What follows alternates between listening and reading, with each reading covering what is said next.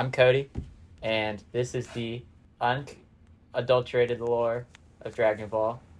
This is all canon. None of this is going to be incorrect. So I hope you guys have a bag of popcorn or just a block of cheese from the fridge, and we're going to get started. Dragon Ball starts with this little monkey boy named Goku, and he has a little monkey tail. And his grandpa died, so he's just living on his own in the woods. And this girl shows up named Bulma and shoots him in the face a bunch of times with her Glock. But since Goku is just built different, he just takes all of it. It just like kind of hurts him a little bit. So she realizes, might not be a bad idea to take this guy along. She's looking for something called the Dragon Balls, which are these little orbs with stars on them. And if you collect all 7 of them, you get to make a wish. And she finds out that Goku has one, but he doesn't want to give it up since it was his grandpa's, and it's something he has to remember and buy. So he agrees to go with her, taking a 4-star ball with him. So they start journeying, looking for the Dragon Balls. They're kind of cheating because she made a radar that can just locate them. The first obstacle that they encounter is this pig that can shapeshift, and he's terrorizing this village, stealing little girls. Chris Hansen isn't there, so Goku steps in to stop him, and they feed him laxatives that only activate when you say piggy over and over again. So they basically force him to go with them to use his shape-shifting abilities for their benefit, because otherwise he'll just be crapping his pants all the time. Goku and Bulma and Oolong is the pig's name, start traveling out, and they find this guy named Master Roshi, and he is supposedly the strongest fighter at this present moment in the world, and he has a Dragon Ball, and I'm not going to tell you guys why he gives it to them. That one's a lore question too deep for my expertise. But he ends up giving Goku this cloud that lets him fly around on it, which is pretty cool. Nobody else can fly on it because it only lets the pure of heart fly on it. But he doesn't really fly around too much because he has to keep up with the group. But it's helpful for later. They find another Dragon Ball at this mountain that's on fire, and they have to get Roshi to extinguish it because he allegedly has this like magic fan that can put out flames. But he couldn't remember where it was, so he just was like, I'll do it myself. And he shows up, and this is the first time we see him use like full power, and he starts roiding out, and then does a full blast like Kamehameha on the mountain and extinguishes the flames. So he like do this little motion, you go Kamehameha, and you shoot out like an energy beam. It's the first like energy beam we see in the show. And Goku's like, whoa, that was really cool. Can you teach me how to do that? And he tells him, it took me 50 years to learn how to do that technique. And Goku just was like, how? So like this? And then did a really weak version of it. But he basically did it. So he just learned it instantly, like a Sigma. They keep journeying. They get more Dragon Balls. People that I did not mention until now because they're only relevant for the first arc of the show. The Pilaf gang is also looking for the Dragon Balls. And they capture everybody. And they are going to make the wish for themselves. And they're in this room that Goku can't break out of. And this guy named Yamcha is there who tried to rob them, but now he's just hanging out with them. And Goku looks up at the full moon. And he's like, oh, is that what the full moon looks like? And they're all like, what do you mean? Like, I was never allowed to look at the full moon. Last time I saw it, my grandpa died. And everybody starts freaking out. And he turns into this giant monkey. And it just starts destroying everything. They just are trying to figure out what to do about it. And eventually somebody cuts Goku's tail off. And he becomes Goku again, but now without a tail. And they're about to make their wish on the Dragon Balls, the evil people.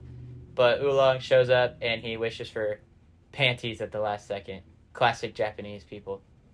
So that kind of concludes that first arc. And they all go their separate ways. But Goku goes back to Master Roshi to train under him. And this guy named Krillin shows up too. And he also wants to train under Master Roshi. So he accepts both of them as students. He subjects them to physical labor. He makes them deliver milk. He makes them plow farmland, do construction work.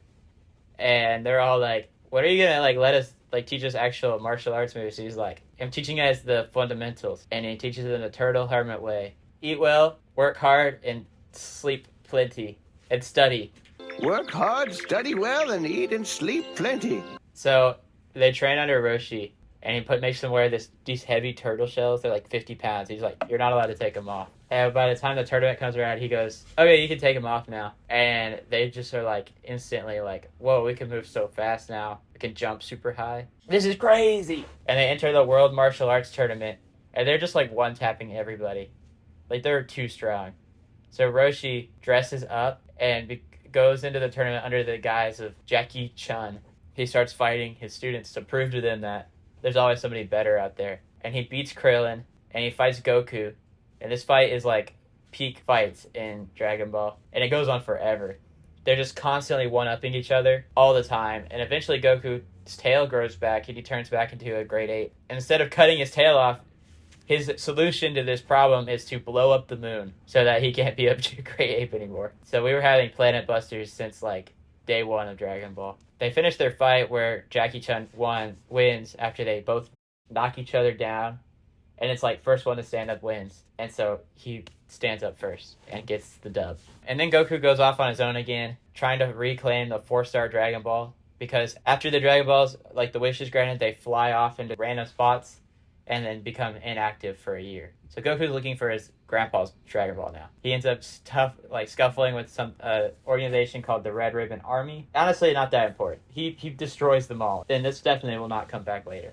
Eventually, it's time for technically the 22nd World Martial Arts Tournament. A new character is introduced named Tien, and he works for a rival school, or trains under a rival school against Master Roshi's. And he is really good, and he knows a ton of crazy techniques. So Goku and him fight. They're scuffling. He keeps pulling out random like BS moves, like growing multiple arms and shooting giant and destroying the ring. And eventually, they're like having a battle in the air.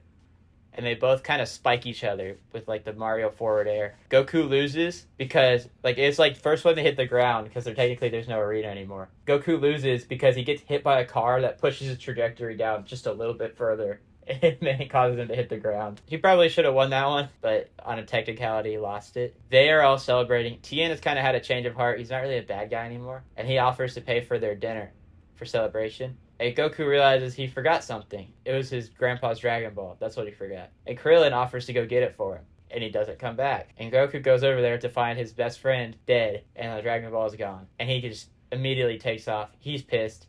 And he goes fight. He fights the guy that killed Krillin. But he's hungry. So he's in weakened form. And eventually he ends up training with this guy, Yajirobe. Well, he didn't really train with him. But Yajirobe feeds him. And he takes him to Korin's tower. Goku drinks some magic water, gets his get back, and eventually, after some story, he ends up fighting the big bad guy, King Piccolo. And King Piccolo is the severed half of this Namekian that landed on Earth a long time ago, who didn't have a name at the time. And he split his good and evil side, and Kami became the guardian of Earth, and King Piccolo became this, like, monster. Started like trying to kill people and stuff. And when Master Roshi was young, his master died to King Piccolo, but he sealed him inside of a little jar. So that's the lore there. Goku fights him, loses, comes back, gets his get back, and then punches a hole through his stomach. And King Piccolo spits out an Yoshi egg, which ends up hatching into Piccolo Jr. And then we have a time skip, and Piccolo is now big, and Goku is big, and then we have another get back where Goku wins the fight. It is also another sick fight. That's the original Dragon Ball. Most people skipped this one. And we get into Dragon Ball Z. And we start off, and Goku has a kid. He has a wife. His kid's name is Gohan, which was his grandpa's name. Gohan is just kind of a wimp. He doesn't really like fighting. He wants to be a scholar. He's like 4 years old, though, so it doesn't really matter. The first episode, this guy shows up on their planet named Raditz.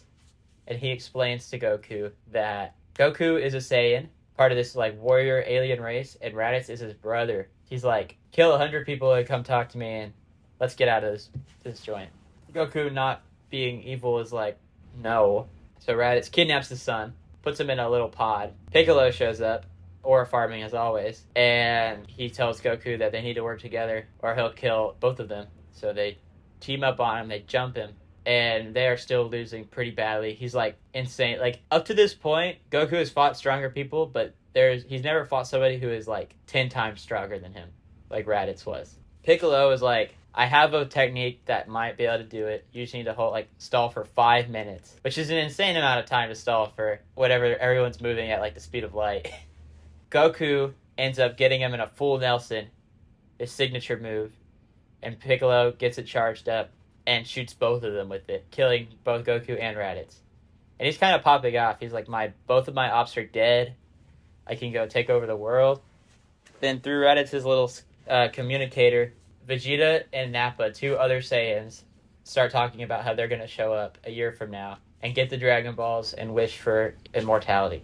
So Piccolo starts sweating, and he kidnaps Goku's kid, so he just can't catch a break on the kidnapping thing, and goes to trade him because he showed a lot of potential, like an insane amount. And the rest of Goku's friends are just like, okay, so I guess we're going to go trade now. Prepared for the Saiyans. They wish Goku back to life. I forgot to mention this. Krillin got wished back to life a long time ago. He's alive. But they wish Goku back to life a year later. But his body is still like in the afterlife.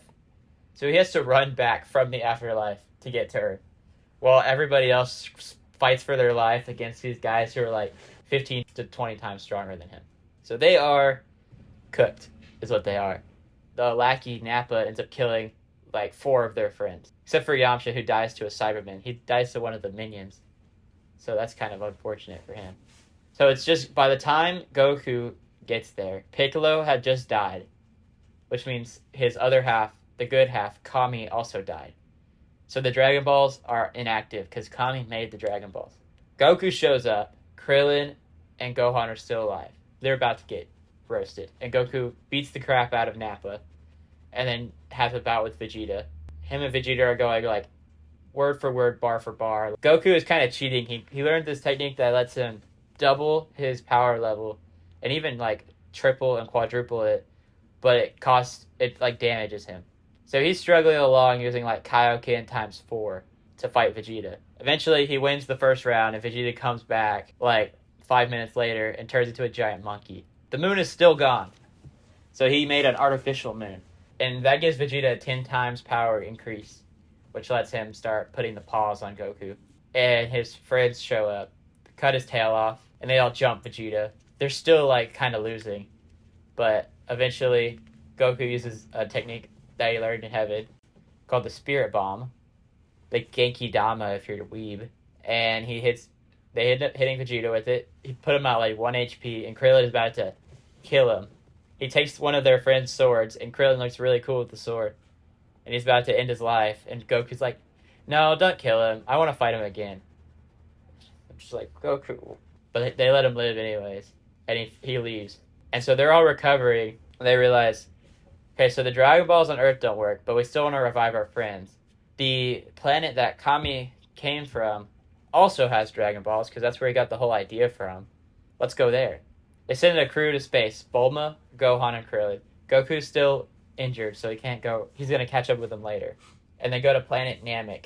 Planet Namek, we have a 3-way power struggle between the Z Fighters, Vegeta, who also showed up to get the Dragon Balls, and Vegeta's former boss, Frieza, who is an important character.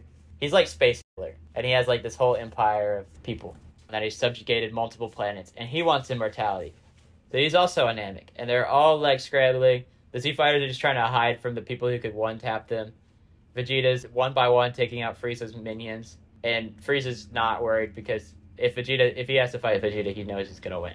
His like power level is like 1,000,000, which is just way higher than everybody else's. Krillin, Gohan, and Vegeta team up, and they decide we gotta beat Frieza because he's just gonna kill us. Frieza sends his like elite crew of like 5 dudes to go fight them, and they are losing bad until Goku shows up, puts the paws on like 3 of them, and their captain comes in. He has the ability to switch bodies, so he switches bodies with Goku, thinking he's gonna become insane, but he realizes, I don't know how to use any of his moves, so I'm not really as strong as Goku is.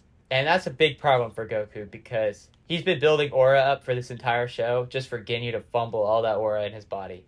Eventually Ginyu in Goku's body shows up. Krillin and Gohan are like, hey Goku, it's nice to see you, and he just like slaps them and they start fighting.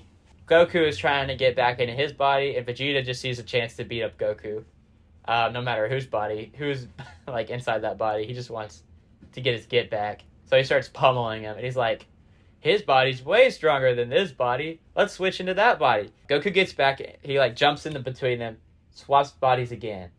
But Ginyu's still like, well, I can still switch bodies. So Goku throws a frog in the way of his like attack, and he switches with the frog.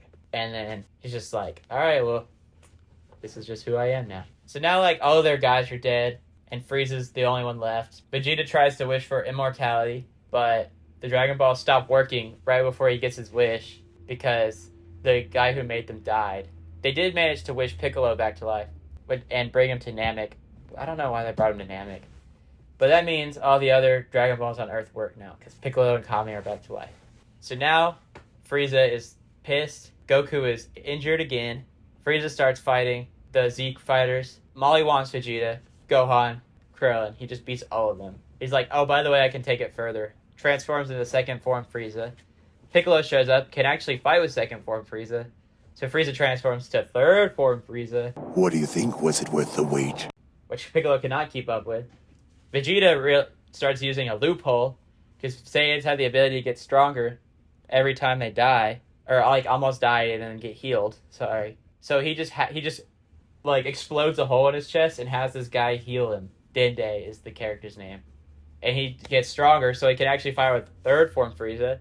Frieza goes to fourth form, and nobody can stop him. And Goku shows up and starts scrapping with him.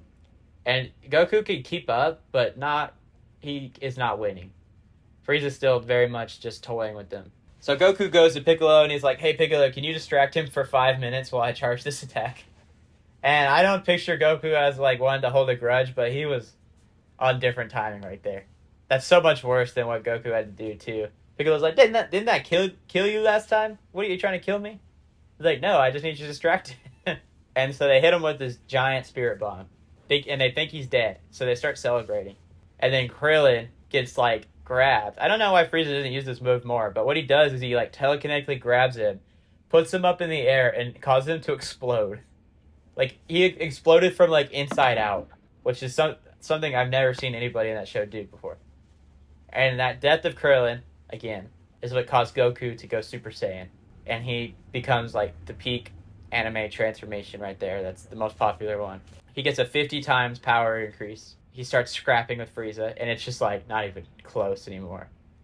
He's aura farming the entire time. Literally, you could see the aura generating off of his body, and he leaves Frieza on like 1 HP. Frieza tries to like cut him with these little flying saucers, and then they end up coming back at him and cutting him in like half. So he's just a torso now, and Goku just like leaves him at 1 HP on this exploding planet. Goku ends up crashing on planet Yardrat. Frieza gets taken by his men and turned into a cyborg, and everybody else is happy on Earth. Vegeta's even living on Earth now. He's not trying to kill everybody. And they all sense 2 giant power levels approaching Earth, and it's Frieza and his dad. And they're stressing, but Vegeta's like, I'm the only one who can actually stop this, so I might as well just go try to fight him. That's all I can really do. And this guy is already there when they show up. And he goes Super Saiyan. And Vegeta's like, that's impossible. There's only 2 Saiyans left. How can you go Super Saiyan? And he just destroys Frieza and his dad. It's not even close. And then this guy is like, oh, hey, everybody. I'm going to go see Goku. He's going to be over here pretty soon. And they're like, how does he know who Goku is? How does he know when he's going to be back? What is going on? So Goku shows up. And this guy, his name is Trunks, is like, hey, I need to talk to you, Goku. And he tells them that in 3 years, 2 androids will appear and just start destroying the world. And Goku couldn't stop them because he had a heart attack. So he gives him medicine for it. Or it's a heart virus. He explains that he's from the future and that he's actually Vegeta and Bulma's son. Goku just tells them about the androids. He doesn't tell them all the future stuff because they're worried of what might happen with that. So they start trading for the next 3 years. Vegeta and Bulma have a kid during this time.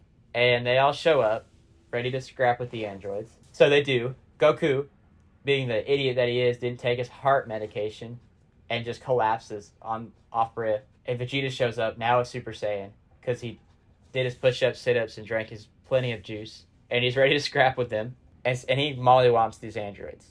But Trunks shows up, and he's like, guys, these are not the androids I was talking about. And they're like, you said 2 androids. And he's like, I know, but that's not them. And eventually the scientist releases the real 2 androids from Trunks' timeline. And they just wipe the floor with the Z Fighters. Like, it's not even close. And they go off just to kind of, like, horse around. Like, they're evil, but they're not really all like they kind of just want to have fun, and now they have bodies that let them destroy whatever they want. I don't know why the show even calls them androids, because they're really cyborgs. They're not even like robots. They're just people who have been like retooled. So Goku is recovering from his heart medication, and this bio android who isn't a cyborg. This guy is actually an bio android. Cell shows up with the goal of absorbing the other two androids and becoming Perfect Cell. Perfect Smell. He's a bio android made up of the DNA of Goku, Vegeta, Frieza, Captain Cold, I think, Piccolo. So he's kind of like all the strongest guys rolled up into one. But he's not in his perfect form, so he's not even stronger than anybody in his first form. So he starts absorbing people to get stronger just by like drinking them like with their juices or whatever. He has this like mosquito tail that he sticks into people and just sucks them up. It's really creepy actually. And he wants to get strong enough to get the androids and become Perfect Smell. Goku recovers from, he finally takes his medicine. Perfect Smell absorbs Android 17, and there's one left. Piccolo gets beat up by Perfect Cell, or Semi-Perfect Cell, sorry. He's half perfect, which doesn't make sense, but whatever. Android 18 is on the run.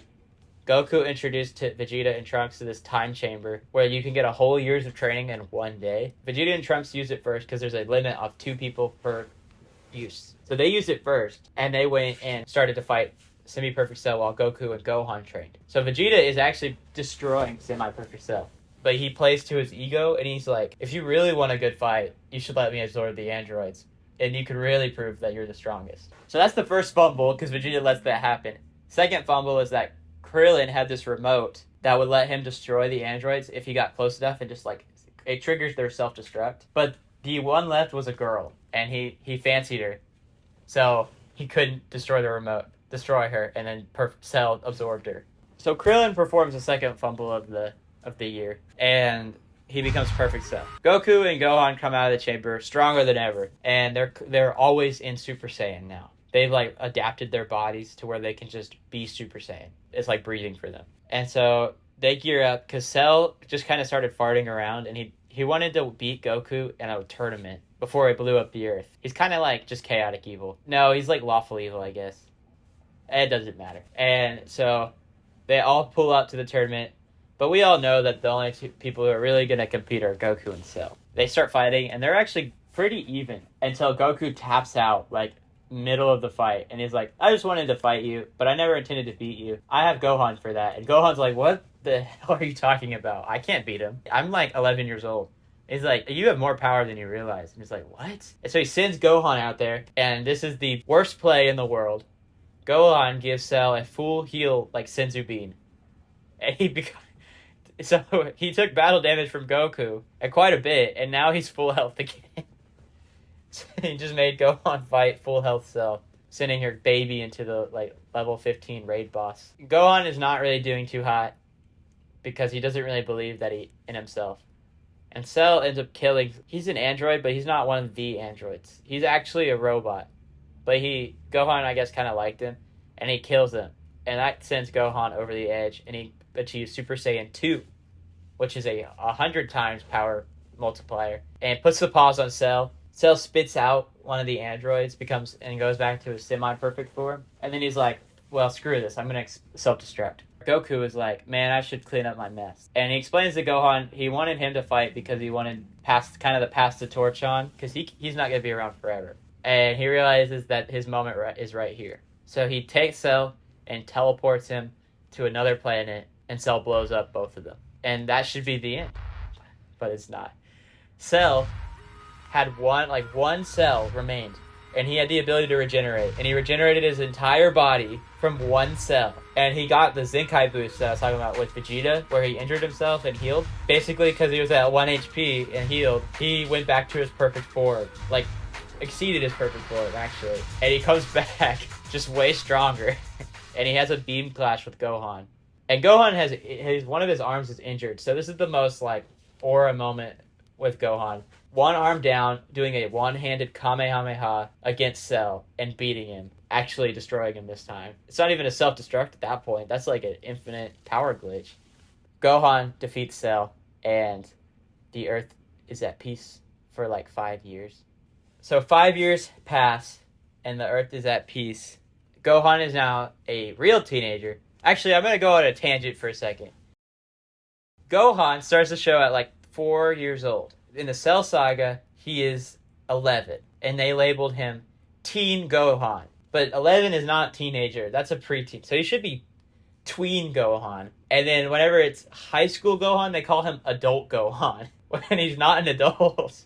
He's like 17. So it just doesn't make any sense. I think it's got to be like a language problem. Real teen Gohan, we'll just call him adult Gohan, just to be consistent actually, is in high school, and he starts like becoming a superhero since he's basically Superman anyways. And this girl gets like really suspicious of him, so she's trying to prove that he is the Great Saiyan Man. They kind of have a Lois Lane, Clark Kent situation. They end up like hooking up. Gohan gets a message from Goku from the afterlife.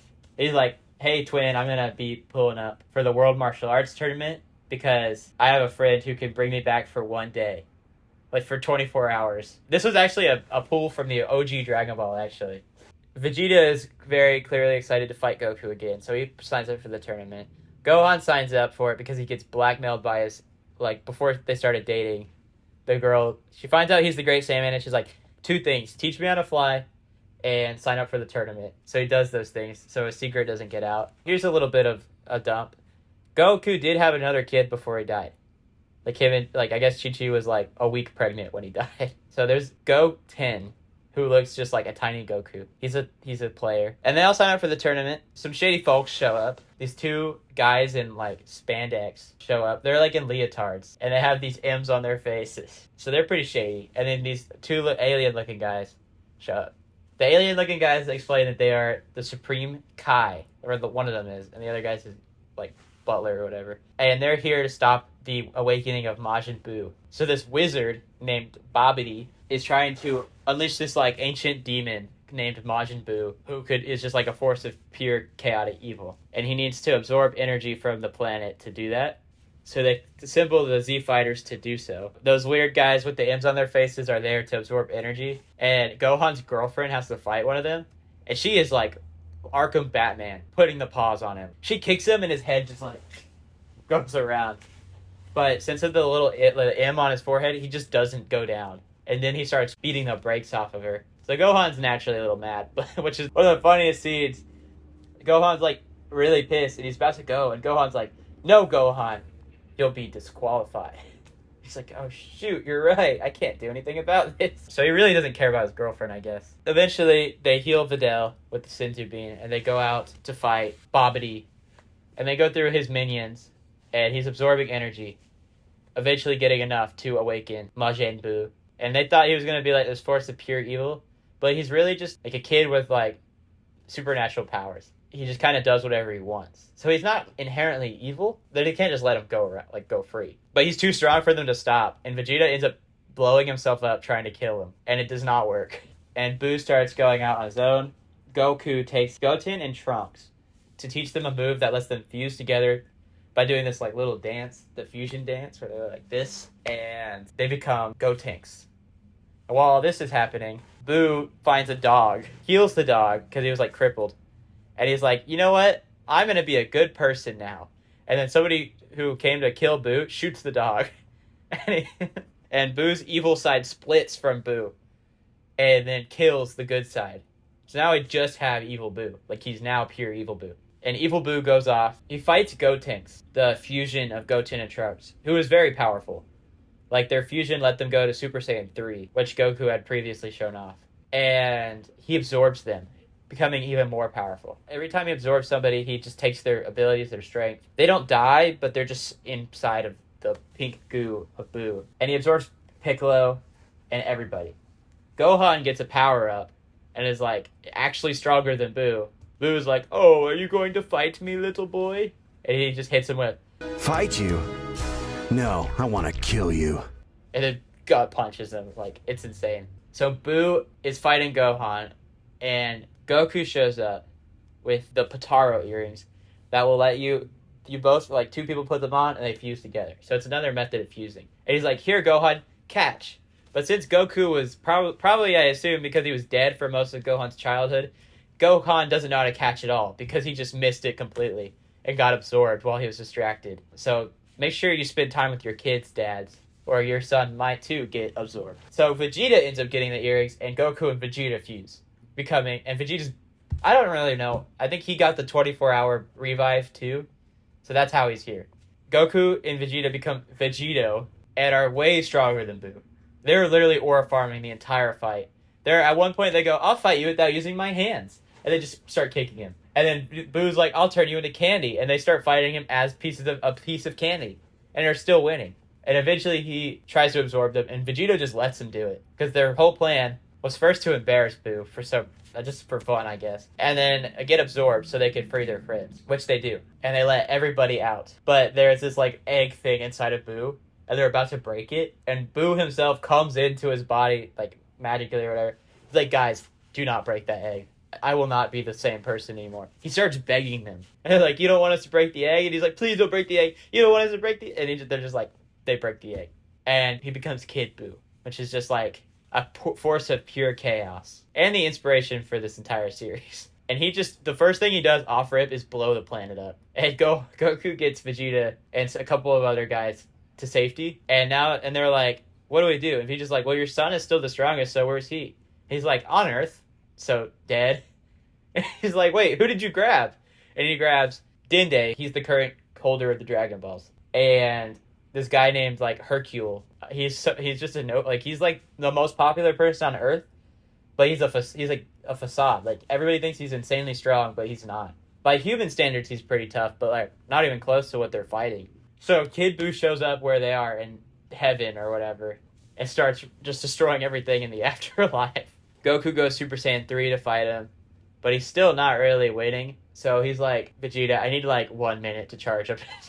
He does it again. And he gets energy from everybody. I think they revived Earth. You know, I'm calling it because I'm deciding how canon this is. They did revive Earth between this fight, and they had everybody on Earth give them their energy so Goku could make a really big spirit bomb. Like the biggest one we've ever seen. Vegeta fights him for like a minute, almost dies, and Goku hits him with the spirit bomb. And it actually worked this time. Spirit Bomb has like never worked ever before, but this time it did. And that's kind of the end of Z for the Buu saga. We have like Super and Daima and a couple of other things that happened, but that's something we can visit another time. This is the completely canon story of Dragon Ball and Dragon Ball Z. Thank you very much.